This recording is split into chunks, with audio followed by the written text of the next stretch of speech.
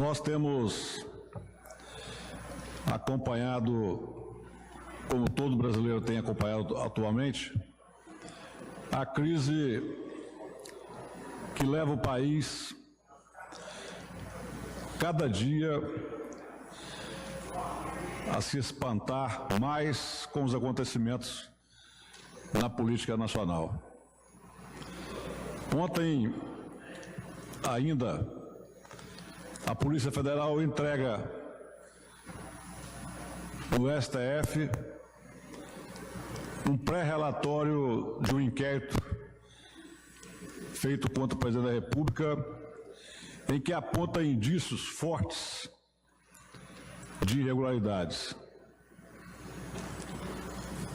E, além disso, mais um depoimento feito por um condenado na Lava Jato, que também estarreceu a República, quando essa pessoa, cidadão conhecido com o sobrenome de Funaro, revelou que dos recursos obtidos ilicitamente, eles foram distribuídos de acordo e com a orientação do presidente da República. Há pouco tempo atrás, nós já falávamos aqui do perigo que existia em se querer atender apelos partidários, apelo de pessoas ambiciosas e promover uma operação de impeachment pela via do desejo político e não do desejo e da lógica técnica. E que isso poderia causar transtornos, já que a República experimenta o processo de democracia e em todo processo democrático deve-se prevalecer o respeito às leis e especialmente o respeito às urnas. Se nós ficarmos dando vazão ao oportunismo político e partidário, nós não vamos conseguir dar estabilidade à nação, nem política e nem com relação aos investimentos. O que o investidor interno e especialmente os externos vão fazer projetos de investimento no Brasil sabendo que o país age politicamente de acordo com o interesse de grupos e não com o interesse da nação. E para nós termos uma lembrança, já tivemos 2 presidentes da República eleitos pelo voto, que foram afastados. Estamos hoje presididos por um vice-presidente, que poderá também ser afastado num prazo muito curto. Isso demonstra claramente que as figuras políticas do país, elas não estão exatamente preocupadas com o desenvolvimento econômico, com a geração de emprego, com o atendimento às camadas sociais. Eles estão, sim, tentando formalizar e tentando fazer prevalecer na nação interesses meramente políticos e de grupos para se localizarem no poder central e fazerem a política que interessa a grupos e não o que interessa ao país. Eu vejo que 2 projetos que estão sendo colocados como os projetos principais do atual governo, eles não poderiam estar sendo discutidos e votados no Senado e na Câmara por um governo que não é legitimamente eleito pelo voto. Porque tanto reforma trabalhista quanto reforma da Previdência tem que ser feita por um governo que no seu período eleitoral defendeu isso para a população. Porque não há sentido você mudar o destino da maioria da população brasileira através de mudanças profundas na lei trabalhista e através de mudança profunda na Previdência, sem que isso tenha sido discutido no processo eleitoral. Na verdade, deputado Zé Esmeralda, isso é uma covardia com a população. Você submeter projetos que vão mudar a regra jurídica dos trabalhadores, que vai mudar a regra jurídica da relação trabalho, sem que isso seja discutido publicamente. Eu vejo, e nós temos aqui o senador do Espírito Santo, que é o relator da reforma trabalhista, se esforçando para que ela seja aprovada. Mas eu tenho o meu olhar crítico para essa decisão. Quem que autorizou esse governo? Com quem que esse governo discutiu essa reforma trabalhista? Quem diz que isso é necessário sem uma discussão ampla com o segmento dos trabalhadores? Apenas pelo desejo dos empresários que querem extirpar do direito conseguido ao longo da história do Brasil para os trabalhadores? Quem pode confiar no empresariado brasileiro com relação ao trabalho? Quem não conhece a forma truculenta, a forma selvagem que são tratados os trabalhadores brasileiros? Desde o menor trabalho até o trabalho que seja de maior destaque numa empresa. A nossa cultura é uma cultura da exploração do trabalho. Nós não temos história no Brasil de que as empresas, as indústrias, elas têm uma relação de reconhecimento pelo trabalho. Elas sempre são motivo de denúncia.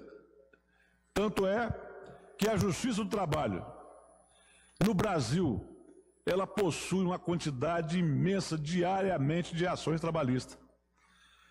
E aí se culpa que a Justiça do Trabalho só decide a favor do trabalhador. Mas você vai ver, entra no site e vê quais são os motivos das ações propostas. São perseguições dos proprietários contra aquele trabalho que eles não querem reconhecer.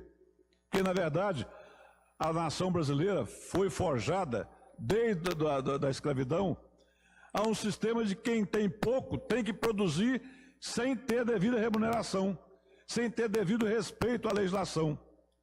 Empregado bom para o empresário brasileiro é aquele que trabalha, não reclama, não adoece, não tira folga e não pode tirar nenhum abono.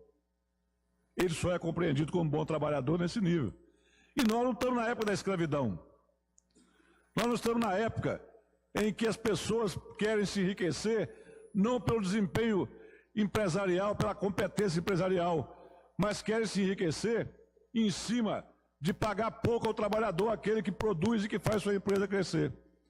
Nós estamos querendo estabelecer no Brasil, com essa reforma trabalhista, o estilo e a forma do governo chinês fazer remuneração do trabalho. Quem que não sabe que na China as pessoas trabalham 12, 14 horas por dia sem direito nem de refeição, 10 minutos para refeição? E é isso que nós queremos implantar no Brasil? Aí dizer que isso não vai prejudicar os trabalhadores, lógico que você vai submeter o trabalhador a uma regra do dono do empresário.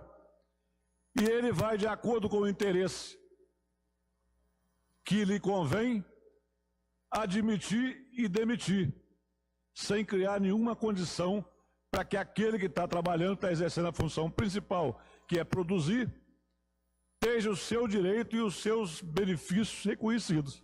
Porque, na verdade, a reforma trabalhista, ela trata disso. É aquele contrato, eu preciso de você hoje e não preciso amanhã, te mando embora. A questão da Previdência, não se tem explicação de por que precisa perseguir os contribuintes da Previdência, quando todo mundo sabe que a arrecadação da Previdência está na mão dos grandes bancos, das grandes empresas. Por que o governo não está também mandando para o Congresso uma medida que faça com que essas empresas paguem imposto? Isso, passe.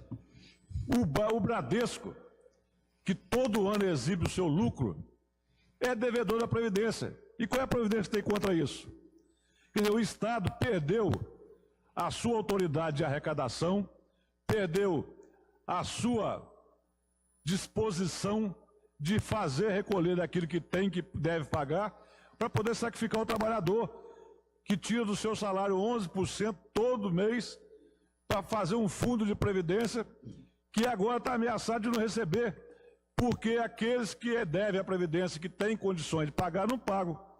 Então, todas as duas reformas, elas não são autorizadas pela população, elas não foram, deputado Hércules, discutidas com o povo.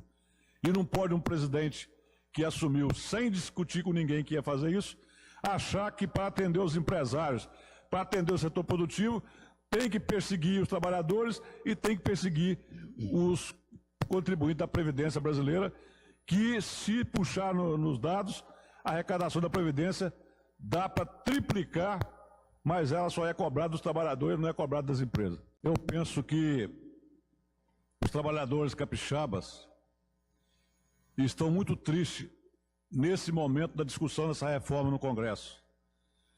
Porque os nossos representantes no Senado da República estão se manifestando até o momento pela aprovação dessas duas reformas. E nós não estamos tendo, na verdade, um representante dos trabalhadores capixaba para contestar essa reforma que prejudica frontalmente os direitos adquiridos ao longo da história da República. E é lamentável que nós não tenhamos cobrado uma posição a favor dos trabalhadores. E eu quero aqui dizer que esse pensamento dos nossos representantes do Senado, ele não representa o sentimento da maioria dos trabalhadores capixaba. E espero que a bancada federal comece também a se manifestar de forma objetiva e clara, porque os trabalhadores capixabas não perdoarão aqueles que agiram contrário aos seus interesses, derrubando conquistas que vêm de longos anos, de várias caminhadas, de vários sofrimentos para se alcançar em favor dos trabalhadores que não são e não devem ser considerados apenas como explorados, mas sim com o seu direito reconhecido, porque é eles que constroem com as suas mãos, com o seu sacrifício, com o seu trabalho, a grandeza da nossa nação.